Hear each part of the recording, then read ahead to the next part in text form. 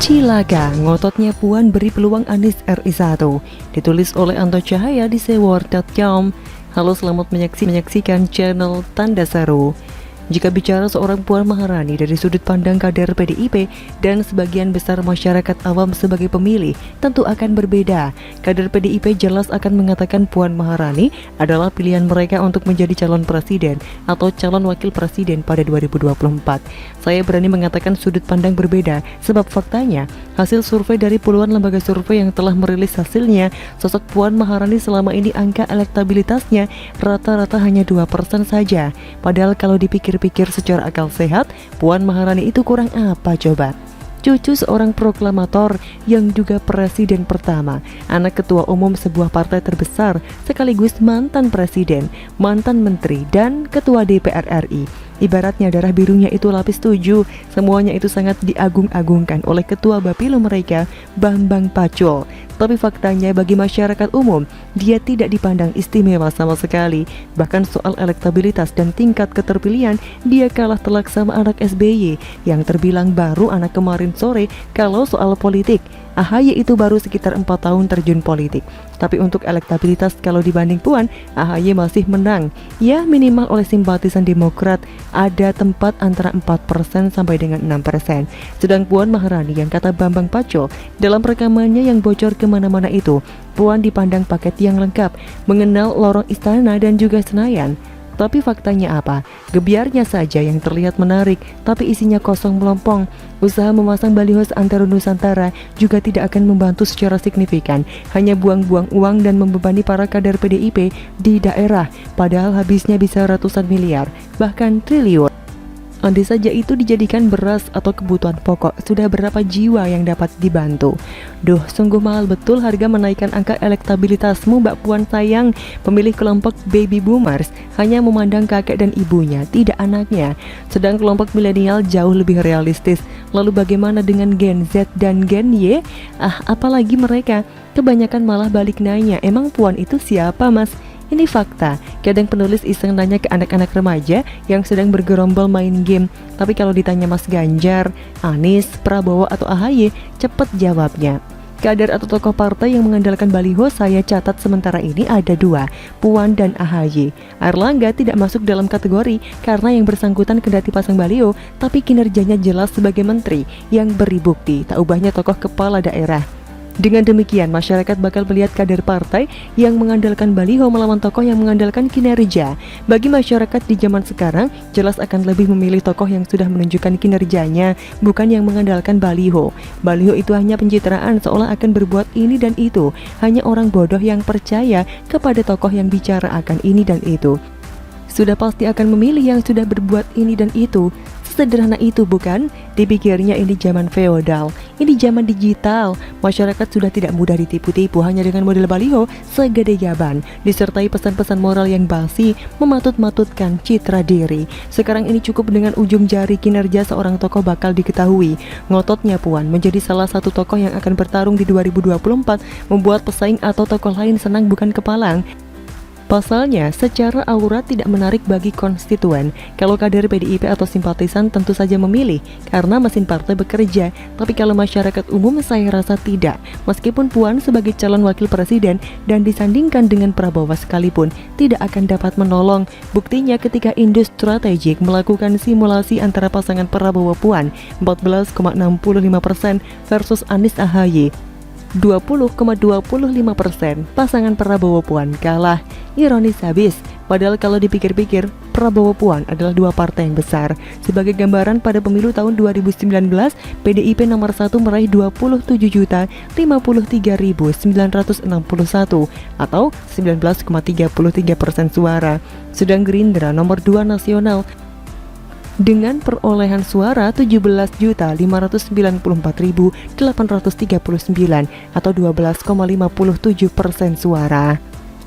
Sedang Anies tidak berpartai alias independen, sedang AHY dari Partai Demokrat posisi ke-7 dari 9 partai di DPR dengan perolehan suara sebanyak 7,77% suara nasional 10.876.507. Nah, dari data dan fakta di atas saja kita dapat melihat faktor tokoh sangat menentukan. Masa sih dua partai besar bersatu tapi kalah dengan orang yang tak berpartai dan berpasangan dengan partai yang tergolong kecil dan diambang tak lolos Senayan pula. Semestinya hal begini diperhatikan. Tapi kalau bagi elit PDIP yang ngotot dorong-dorong Puan, sudah silau dulu dengan jabatan yang bakal didapat. Tak berpikir atas peluangnya yang sangat kecil, terlalu pede dan jumawa. Selalu andalkan mesin partai dan abaikan sosial media. Padahal tahun 2019 Jokowi kumpulkan suara 85 juta suara, sedangkan PDIP itu hanya 27 juta suara nasional saja. Sisanya yang pasti memilih karena sosok Jokowi. Harusnya PDIP berterima kasih sama Jokowi. Suara nasional naik dibanding tahun 2014, dapat efek ekor jas dari sosok Jokowi. Jadi saran saya, elit PDIP tak usah gumede. Meskipun masih ada waktu 3 tahun menuju 2024, tapi dengan kinerja yang tak jelas dan tidak meninggalkan rekam jejak yang nyata, bakal sulit. Andai berusaha dipoles dengan berbagai cara sekalipun, tidak akan dapat menipu rakyat. Sebaiknya kelompok pengasong feodal mending berpikir ulang. Anak-anak milenial, Gen Z, dan Gen Y tidak tertarik, padahal di 2024 pemilih didominasi oleh mereka. Rakyat butuh kerja nyata, tidak melihat berdasar keturunan ningrat atau kata kalimat yang diatur dengan cermat dan berharap terpikat. Bukan itu yang mereka inginkan. Tapi jika Puan Maharani tetap ngotot, maka tidak menutup kemungkinan lawan-lawannya bakal dengan mudah memenangkan pertarungan.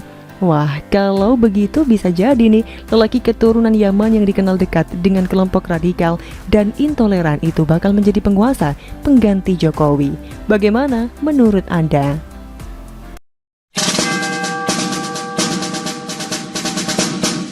Tak rasakan dampak pertumbuhan 7%, editor IDN Times ditampol netizen, ditulis oleh aliword.com. Halo, selamat menyaksikan channel Tanda Seru. Seharusnya para pelaku media arus utama lebih memegang teguh prinsip jurnalisme ketimbang khalayak umum. Kalau mereka tidak bisa netral dan cenderung menyerang kinerja pemerintah, maka jangan teriak-teriak buzzer ke mereka yang membela. Intinya sama saja, ada kecenderungan untuk tidak netral. Bedanya, yang satu bekerja untuk media, satunya mengklarifikasi di sosial media. Apesnya yang satu masih bisa berlindung di bawah undang-undang pers jika sedang netizen dibayangi undang-undang ITE jika membuat berita bohong. Beberapa waktu yang lalu saya sempat mengkritik pemberitaan beberapa media mainstream terkait vaksinasi. Detik, Tempo, dan Antara dengan gamblang memelintir media Reuters yang menyatakan stok vaksinasi di Malaysia habis, makanya beralih dari Sinovac. Oleh media-media tersebut dipelintir seakan Malaysia telah menyetop penggunaan Sinovac. Berita stok habis sengaja dihilangkan di judul. Ada lagi berita Detik menyatakan 75% orang Singapura yang mendapat vaksin mengidap positif COVID-19, padahal isinya mereka yang telah divaksin mendapat gejala ringan. Berita menyesatkan media mainstream inilah yang sejatinya menghambat program vaksinasi. Tapi saat data persentase vaksinasi rendah, mereka juga yang menyalahkan pemerintah. Berikut curhatan editor IDN Times di Twitternya sambil menautkan berita pertumbuhan ekonomi 7% lebih. Pengen merasakan dampak dari pertumbuhan ekonomi yang 7% lebih. So far ke industri media belum terasa sih. Ada agensi-agensi yang malah nggak bisa bayar tagihan, tulis @unilubis. Berikut komentar beberapa netizen. Vaio, overall kue iklan 2020 naik 25% dari 2019, khusus digital 4 kali. Prediksi 2021 overall tumbuh 7,5 sampai dengan 10%, melesat TV digital. Kalau ada media digital seperti @IDN Times atau publisher lokal lain gak ngerasain, perlu introspeksi kelola medianya, bukan gibah. @Agung Basuki, iklan di IDN Times naik 3 kali lipat. @Maraneozer, hahaha, media kita banyak yang gibah. Selain komentar netizen, berita peningkatan iklan oleh media mainstream berikut juga ikut menampol editor IDN Times.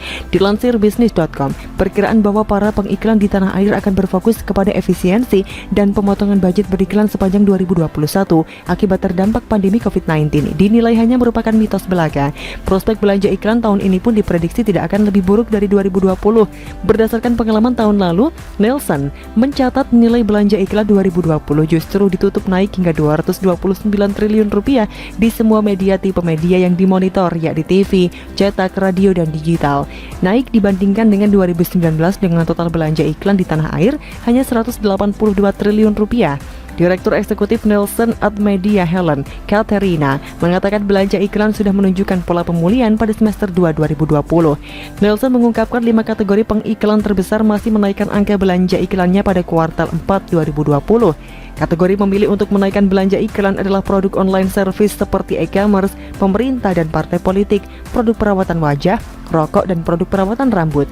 Ujarnya dalam konferensi pers virtual Kamis 22 April 2021, pertumbuhan cukup signifikan tercatat untuk ruang digital. Kendati tidak menerangkan secara spesifik berapa nilai belanja iklan di ruang digital pada 2020, Nielsen menyebut terjadi kenaikan sebanyak 4 kali lipat dibandingkan dengan 2019.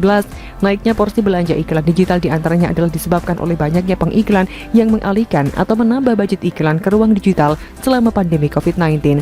Tampaknya pengiklan tak bisa seterusnya menahan budget, jadi tentu masih tetap ada brand-brand yang memilih untuk beriklan dan berkomunikasi dengan konsumen. Lanjutnya, sementara media cetak, Helen menyebut dari tahun ke tahun penetrasinya terus turun sejak 6 sampai dengan 7 tahun yang lalu. Tak hanya penurunan dari segi pembaca, media cetak juga mendapatkan tantangan dari kenaikan harga bahan produksi.